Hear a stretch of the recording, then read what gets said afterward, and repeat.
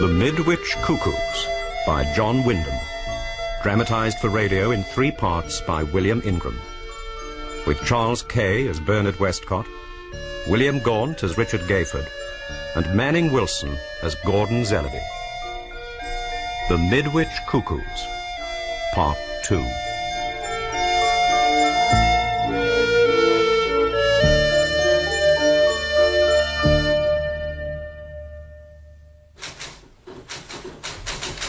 Dear Richard, I'm sorry, extremely sorry, that circumstances preclude well-deserved official congratulations to Midwich on the success of the operation to date. It has been conducted with a degree of discretion and communal loyalty which, frankly, has astonished everybody in the department. Most of us were of the opinion official action on our part would prove necessary long before this. Now that all the babies have been safely delivered, I think we are justified in concluding the initial, and one hopes, final crisis is past. Sign it sincerely. Sir?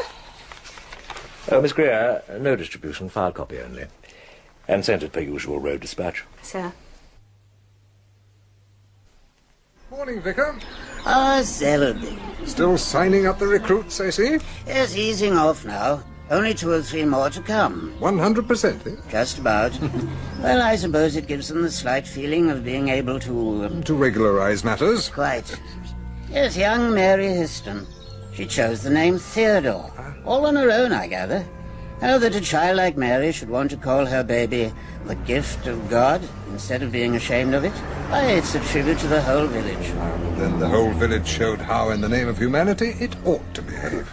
Teamwork. With a fine captain in your wife, Zellaby. No arguments there, Vicar. And with my boy having the Zellaby nose, after all... And no golden eyes, eh? Well, it's a blessing to be grateful for. I have to confess things seem a bit flat after the battle. Battles are only the highlights of campaigns. Who's to say there aren't more to come? Who are these children, Zellaby? There's something about the way they look at one, those curious eyes. They are strangers, you know. I can't help it, but I keep returning to the notion it must all have happened as some kind of test. But by whom? Of whom? Well, how can one tell? With strangers. Oh, surely that's your daughter, Zellaby.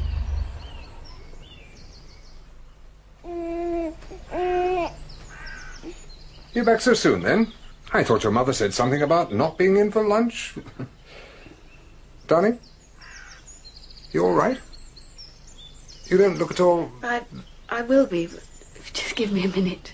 What on earth's happened? Well, the fact is, Daddy, I didn't intend to be here at all. Not at all.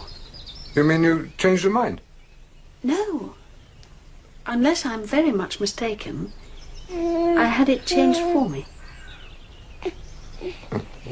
Tell me, then. Alan rang at the last minute to say he couldn't get away from the camp. The place was generally getting me down, so I decided to treat the baby and myself to a change of scene. Nowhere in particular, just a drive. Well, we just got clear of the village, about 4 miles along the train road, when the car simply pulled into the side. Broke down? Pulled into the side. Well, I don't understand. I didn't expect you to, but the fact remains.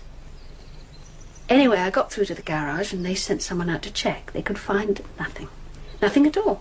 It simply refused to budge. The mechanic went back for a tow truck and I decided there was nothing for it but to come back by bus. And? Then it happened. The very instant I decided, positively decided to come back, the engine started up again. Coincidence? I wasn't even behind the wheel. It was him, Daddy. baby. He didn't want to leave the village.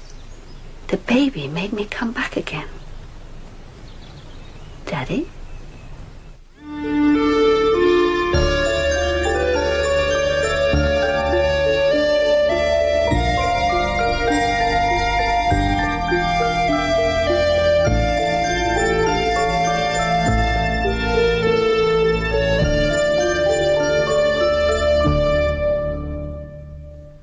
You've got to get her away from here, Alan. It's essential.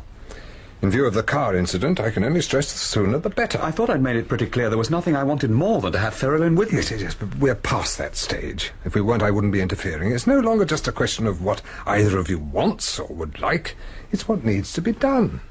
And for Ferrelyn's sake, even more than yours. She wants to join me. She set out to come once. But she tried to take the baby with her. It brought her back then. Just as it always will if she should ever decide to try again. She's become very attached. You must persuade her to leave without the baby, Alan. It's the only solution. If the baby's not with her, it can exert no influence stronger than natural affection. But according to Dr. Willers, all this is merely... Willers is making loud, blustering noises to prevent himself from being frightened. You mean this hysteria he talks about isn't the real reason for Ferrelyn and the rest coming back here? The hysteria he chunters on about has never been known to manifest itself without one of the babies being present. But I don't see how... I mean, how the hell is it done? I've no idea. None. So it really boils down to her choosing either the baby or me? It's not your baby, Alan. And it really isn't Ferrelyn's baby either, or I'd not be talking to you like this.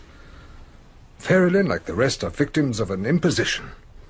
They've been cheated into an utterly false position. With the greatest respect, all sir, these 61 golden-eyed children we have here are intruders. They're changelings.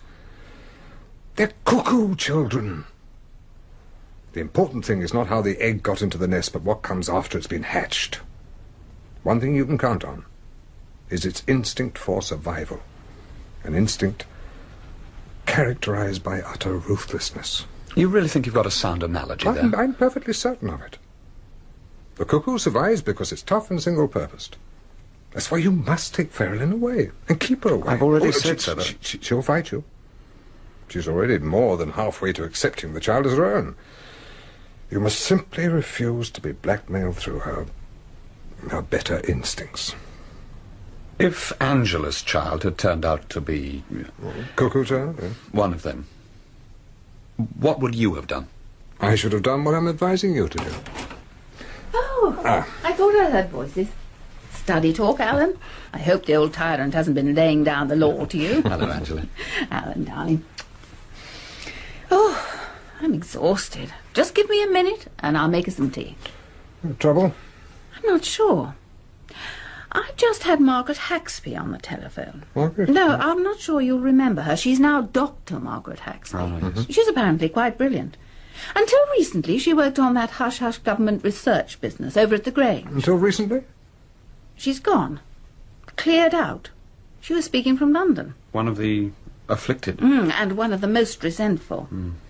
Now she's made up her mind to beat it, and she's gone, leaving Midwich holding the baby. Where's the baby now, then? Where she was staying, old Mrs. Dorry's cottage. The poor old girl doesn't know yet. I'm the one elected to go round and tell her. Yes, but it won't just end there, will it? Can't you imagine the panic it's going to start among all the other women who've taken these girls in? They'll have them out overnight before they get left holding the baby, too. Then what would you suggest? Couldn't you stall? I mean, the girl might change her mind. No, not this girl, Alan. It's not a spur-of-the-moment decision. From what she told me over the phone, she's been through it all pretty carefully. And? She never asked to come to Midwich. She was posted here. If they'd posted her to a yellow fever area, they'd be responsible for the consequences, wouldn't they? Well, they posted her here, and through no fault of her own, she's caught this instead. So it's up to officialdom to deal with it. Her contention, anyway. As for the child, she repudiates it entirely. She's no more responsible than if it had been left on her doorstep. And certainly there's no reason why she should be expected to put up with the wrecking of her life or her work on account of it. She's certainly thought it through, hasn't she? Which makes our own predicament all the more urgent. Our? I've just been talking to Alan about getting Ferrelyn away. Once word gets round, there are going to be quite a few girls taking the, Margaret Haxby? Yeah, taking the Haxby girls' example, don't you think? Well, it could well make up their minds for some of them. In which case, don't you think it equally likely there'd be some kind of counter move to stop the desertions? Counter move? Oh, well, I doubt it would ever come to that. When it comes to publicity, you know how reluctant the authorities have been to... No, not by the authorities. Why? What do you Sir? mean? What would happen if the children are as opposed to being deserted as they are to being removed? The children? You're surely not suggesting I don't know. Eccentric as it may seem, I am simply doing my best to place myself in the position of a young cuckoo, my dear. As such, I fancy I should resent anything that appeared likely to lessen attention to my comfort and well-being. One doesn't even have to be a cuckoo. Extension 241. Yes, I do have official clearance, and it damn well is urgent. I'm very much obliged.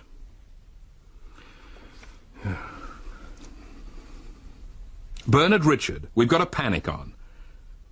Or something's cropped up. New developments. No, I can't talk about it over the phone, and no, it's nothing I can damn well write about either.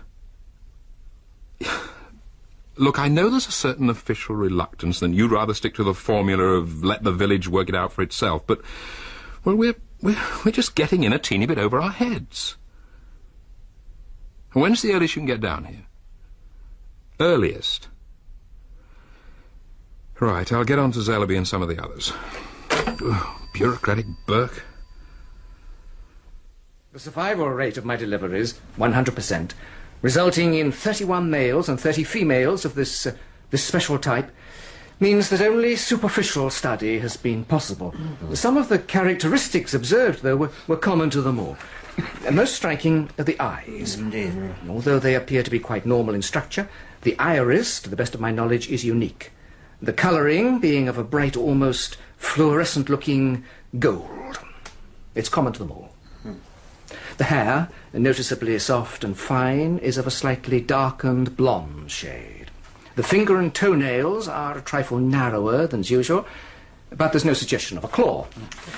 In general, the babies all appear to be perfectly healthy, although they don't show the degree of chubbiness we might expect at their age. The size of the head in relation to the body is that normally found in a somewhat older child. A curious but slight silvery sheen on the skin has given concern to some mothers, but this is common to all, and it would appear to be normal to... the cuckoo children. To the type. In conclusion, I'd just like to mention that Mr. Zellaby was from the outset of the opinion that the children's origin might be attributable to some form of xenogenesis. Doctor? The production of a form that could be unlike that of the parent, or more accurately, post-parent. Among humans, there's never been a case known. On the other hand, there's never been a known reason why it shouldn't prove possible. No known reason. But why the diffidence? Do you think the explanation hasn't naturally occurred to all those involved? No, Angela, my Should dear, the I'm more afraid- educated women, my own daughter among them, entirely accept the thesis that they're host mothers rather than true mothers? The less educated find it an element of humiliation and tend to ignore it. Yes, and in any event, isn't it high time we got ourselves up to date? Stop speculating about the cause and get down to the altogether more imperative matter of effect. It's why we've met here, isn't it? Yes. At least I pray to God it's why we've met here. Yes, What about the return of all the mothers and babies? All this compulsion business. You can't just ignore it and pretend it'll go away, Doctor. A form of hysteria, giving rise to collective hallucinations. It will go away. The hysteria syndrome again, Doctor? How can it be when all the mothers, educated or not, agree the babies can and do exert some form of compulsion? Yes, that's the important Now, those who were away didn't want to come back here. They came because they had to. I've talked to all of them. And what they all say is that they suddenly became aware of a feeling of distress, a sense of need, which they knew could only be relieved by coming back here. Classic. Look at the facts, and what do we have? A number of women are the victims of an improbable and as yet unexplained phenomenon. And a number of babies not quite like other babies. That is greatly simplification. The facts must be either admitted or somehow sublimated. And the easiest way to do this is to sublimate the situation, to transfer the irregularity into an environment where it no longer appears irregular. That's In more this along the case, lines. uniquely so, Midwich exactly fills the bill. So they pick up their babies and back they come and everything's comfortably rationalised, at least for the time being. It isn't good enough, Doctor. It's time the situation was accepted, recognised. Not glibly or even learnedly explained away. No, we've already got the weaker will getting ridiculously superstitious about it. They're crediting their babies with mystical, magical powers. Yes, the whole situation invites Now, what we need is exploitation. an absolutely unbiased investigation. Quite beyond the compass of our local women's institutions. Unworthy, Doctor. However well-intentioned. Well, that's what I've been saying. Then what would you suggest? Somebody should be making a thorough study of these children. There ought to be a team of experts on the job. Like the rest of us, I kept quiet before the births because I thought it was best for everyone. Well, we all did. And the mothers in particular. Well, you were right about that. That need is past. It's nothing less than a national scandal that such a phenomenon as this should be hushed up to the extent of going practically unobserved. Given these children, think of the opportunity for a study of comparative development we have here. Environment, conditioning, association, diet, and all the rest of it. We agree about it. What we have here is a burning of books before they've even been written. Something must be done about it. Well, gentlemen, all very rousing, to be sure. Old Willers can certainly hoist his colours to the masthead when he's a mind to. As you say, Selby. But still our mysterious guest from the ministry remains unconvinced. Not about the situation, only about the best course of action. Singularly missing to date. We thought a low profile might be the best for all concerned. Yes, yes. The proverbial low profile. Predictable, frequently commendable, sometimes inevitable.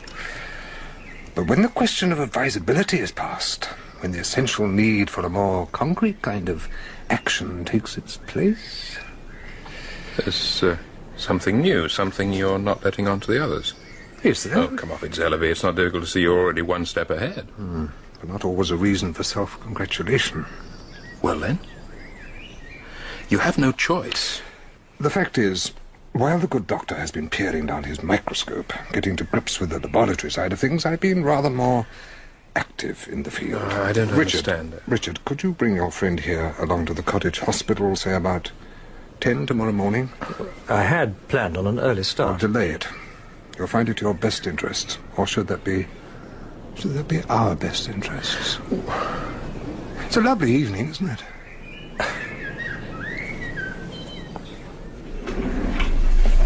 Well, there we have it then, gentlemen. Janet, my dear, 4 of the children. 2 boys, 2 girls. And the same number of irate parents in the waiting room, wondering what the hell's going Now, on. patience, Willers, patience.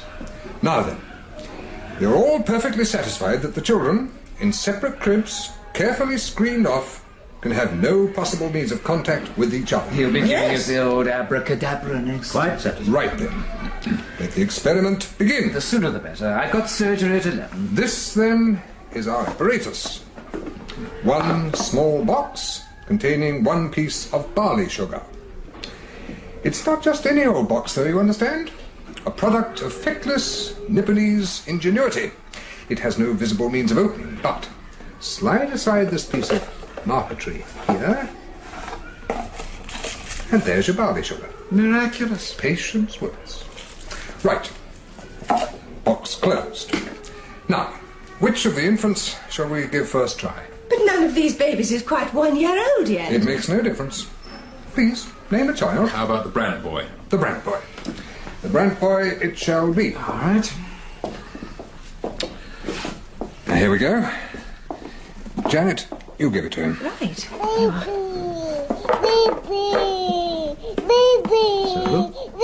He just thinks it's some kind of rattle. He does, doesn't he? Now, we take the contraption across over here to the Dory boy in the next cubicle.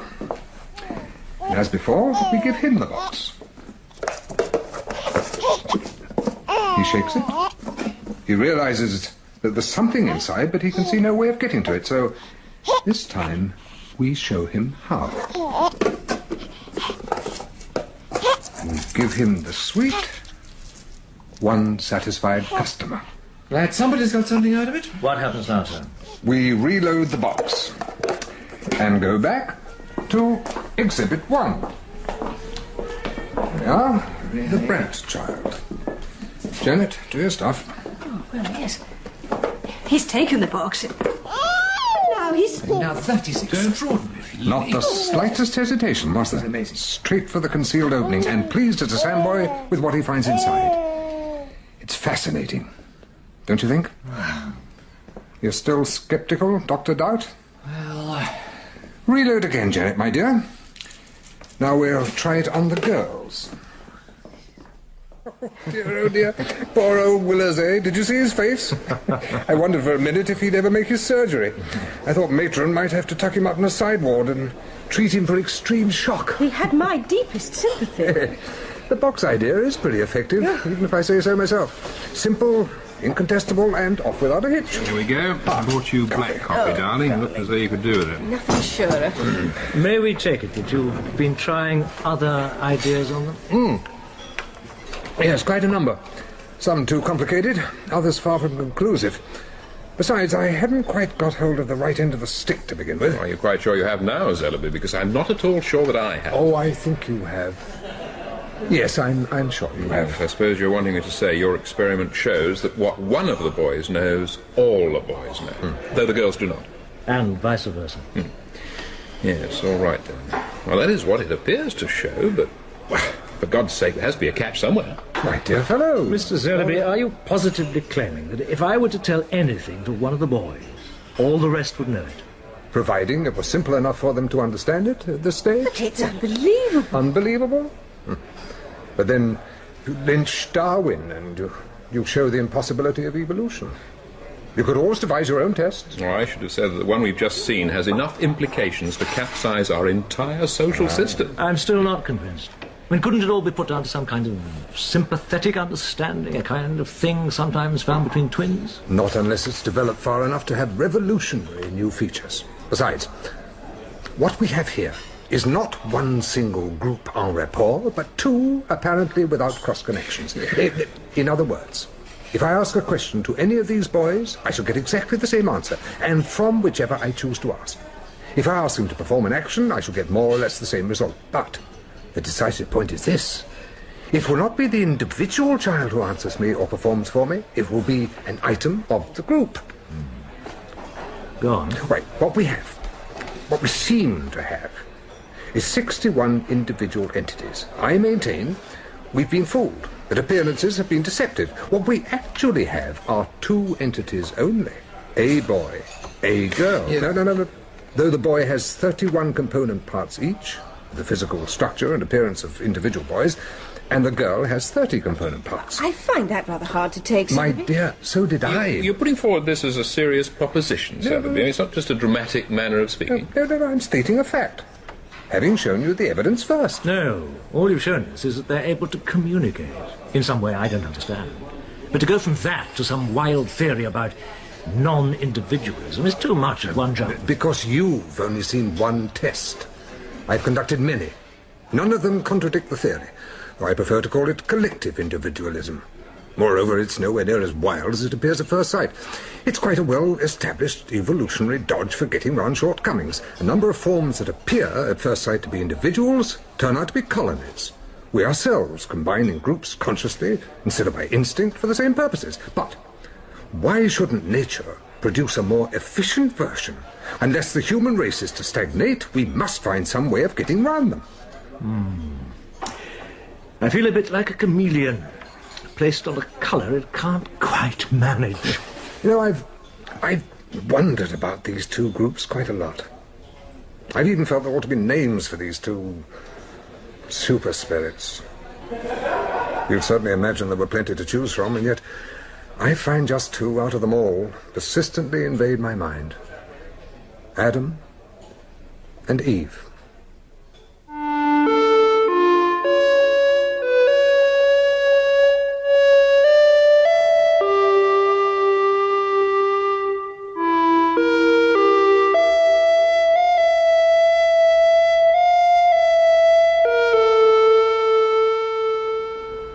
Thanks for the lift.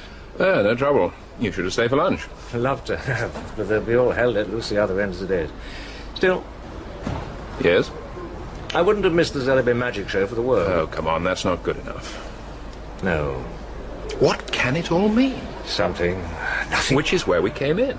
I'll gee up the official interest, of course, but I'm still depending on you to keep your finger on the pulse, keep me informed. Except I'm not sure how much longer I'll be around to do that. Oh? Well, apart from already being way out of my depth, Janet and I may be moving on. What, leaving Midwich? Yes, this new agent of mine seems to be earning his 10%. Something he set up for me in Canada. The terms are all right, and Jan's keen. It's new horizons. It sounds very promising. You're likely to take it, then? After what I've just seen, Yes? it gets more likely by the minute. Gordon? Darling? Are you asleep? No, just hiding behind my eyes. And thinking about this morning. At the hospital? Their expressions of ingrained skepticism. Still, I expected no different. But there must be an explanation. Of course. And what do you think it is? It's too early. We'll have to wait until the children are old enough to give us some evidence. But you do have some ideas? As you are a discreet woman, let me put one question to you. It's this. If you were wishful to challenge the supremacy of a society that was fairly stable and quite well weaponed, what would you do? Would you meet it on its own terms, by launching a costly and certainly destructive assault, or if time were of no importance, would you employ an altogether more subtle tactic? A fifth column. A fifth column? To attack it from within.